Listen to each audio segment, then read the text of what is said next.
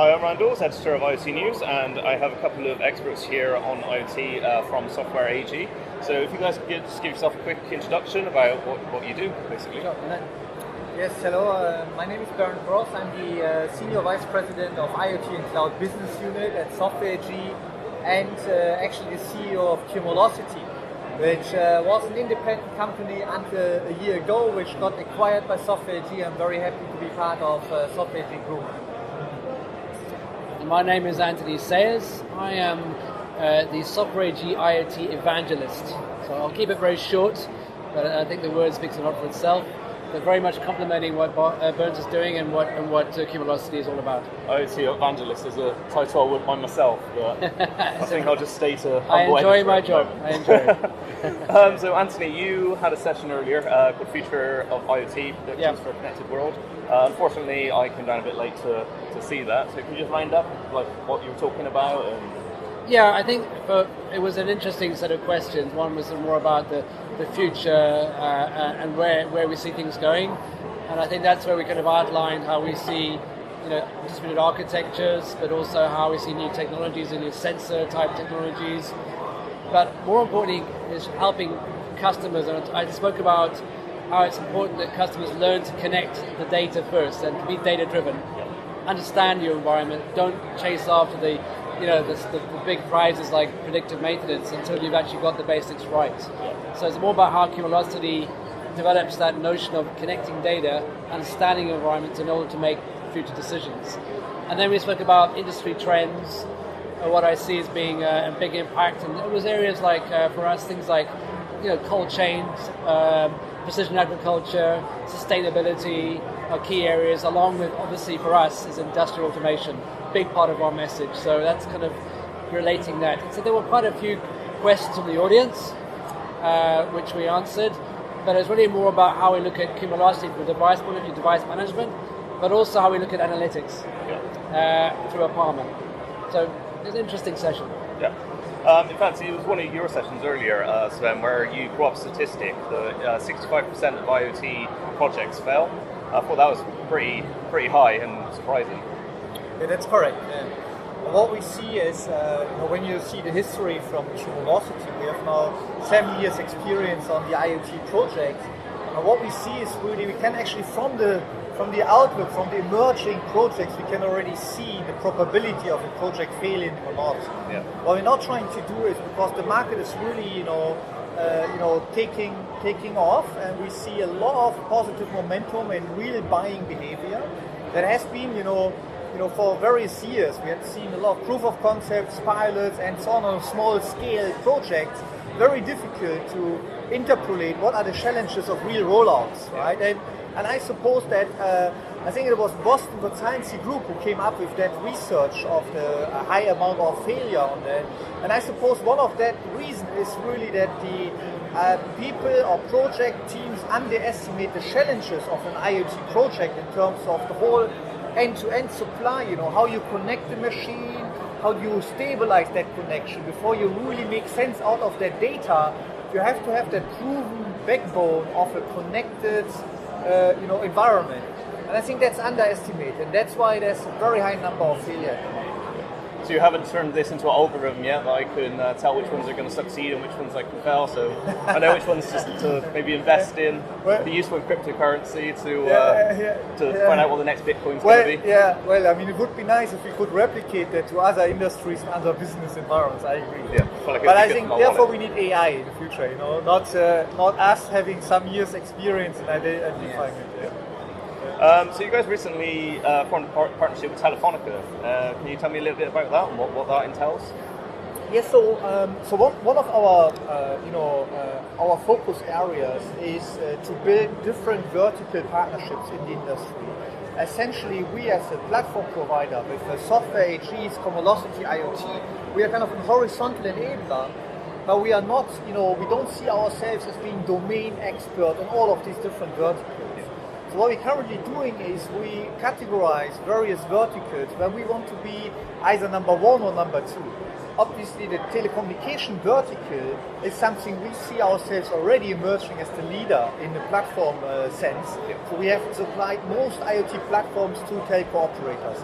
For example, Telefonica announcement from yesterday, Deutsche Telekom in Germany, or Telstra in Australia, NTT Communication in Japan, KPN in the Netherlands, Telia in Nordics, Saudi Telecom in Saudi Arabia. I could just continue like that. So we have close to 20 telco operators as our close strategic partners in that domain, in that vertical.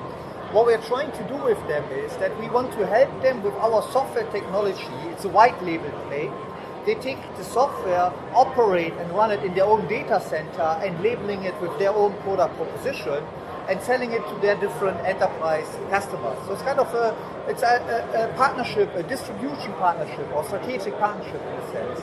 What we see emerging, I truly believe that telcos have a very unique potential in the smart city domain, for example, based on their narrowband IoT technology, which is standardized, which is getting rolled out now. There's a lot of sweet spots we have identified for the telco domain, which we as a partner want to help them to be successful, and therefore, Telefonica announcement is one of the many announcements in that domain. Yeah, I mean, you're clearly attracting many, many partners. I mean, you were just listing off some of them there, but I know that that's just a small list of the amount of partners that you have. So you seem to be easily attracting them. What is SoftwareAG doing to differentiate from other competitors in the market? Well, that's a very good question. So I try my best. Yeah. Well, no. I think I think there's three real issues, pain points, or challenges we had the operators, the telcos, to overcome. One is the technology, obviously, but I think that it will be more and more difficult to differentiate on the pure technology play. But our technology is a really nice, native cloud, which means an operator can have one instance of our platform but serve multiple customers in a very secure and separated data environment. Yeah. That's of course good if you operate that. So you don't have to operate one instance per customer, per end customer, but you operate one instance and you have multiple customers running on that. So there are many other benefits on the technology side. But then the other one, what we offer is, we offer a close strategic partnership in terms of go-to-market. So we really help them to take the technology and promote that technology to their end customers. So we have various go-to-market programs on that. It starts with demo kits, it continues with proof of concept kits, it then continues with a kind of increased implementation rollout with even consultancy related to embedded hardware technology. So we really tried to wrap a go-to-market partnership program for the telcos to help them to be successful. So that's the second part. In addition to the technology, is the go-to-market part. And then last but not least, I always say that we do understand telcos very well because of our background as a company. We used to be actually people coming from Nokia. Right. So our, the original founder team, from Cumulocity are ex-Nokians. And we have, 18, 20 years of telco experience. Of course, it helps, because we know what they have in mind, what they think, how they are working. And with that all in mind, we have been able to really, positioning ourselves as one of the leaders in that market. So you see, one of our publications is the block. So I feel like I would be remiss not to ask, are you guys looking into the blockchain at all? Well, I leave that maybe to forward that now to our evangelists. Yeah, we are, but we're not. It wouldn't be us as a blockchain supplier or developer. We would certainly develop and rather leverage the blockchain, because we see the direct correlation between IoT and secure transaction, and therefore the whole idea, the ledger idea, is that yes, we do, but we'll build that in. So we're actually planning that right now. So that's something that we will do. But it's certainly an area of interest because we are meeting with various partners and customers that are leveraging the whole notion of blockchain for their IoT.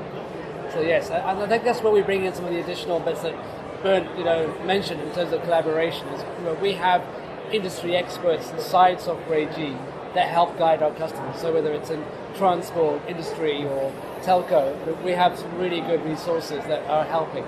So that whole collaboration piece, along with emerging technologies like blockchain, or how you start to utilize AI as a tool, or outcomes like virtual reality or augmented reality for insights.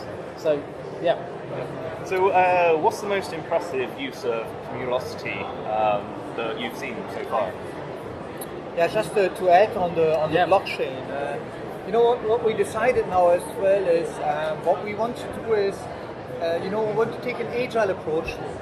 I'm a big believer in the agility. Being CEO of a startup company, that's how you survive. You look into the market, you identify opportunities, you check who's helping you to capture that opportunity with a minimal viable product approach, and then you're adding functionality as you go, as the market requires. Really a market-driven initiative.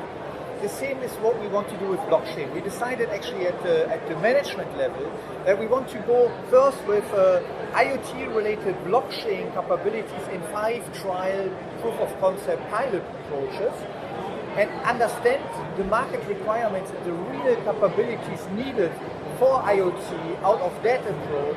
We already have now one pilot working already, and we will extend it to 4 other pilots going forward. And based on that, we will, in an agile approach, define our product strategy. And that's I think how we should do it in the future. We can't see what happens in 2 years from now in blockchain. We have to do it differently. The only way to do it really is in agile. Yeah, that's a sensible approach. Yeah. Now, coming to your question with the 5 use cases, it really depends in the terms of business relevant for us, or relevant for potentially relevant or helping society in a wider sense.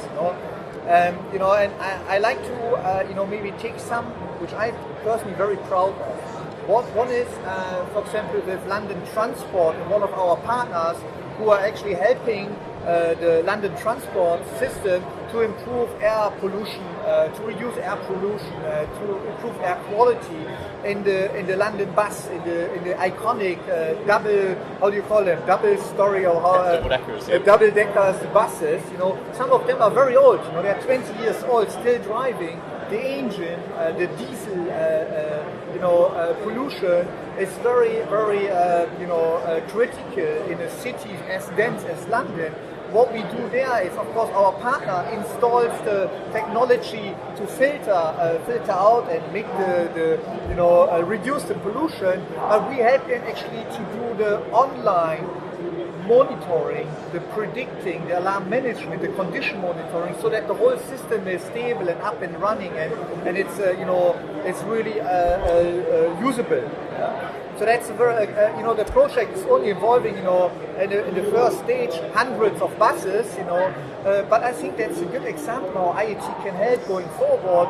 So to make sense in a wider definition. Actually, in the same line, I like another project of one of our partners in China. I don't know if you've seen the TV during the winter time, but there was blue sky in Beijing. As you may know, there has been big problems with smog in Beijing region. And now this year, first year since many, many years, there was a blue sky.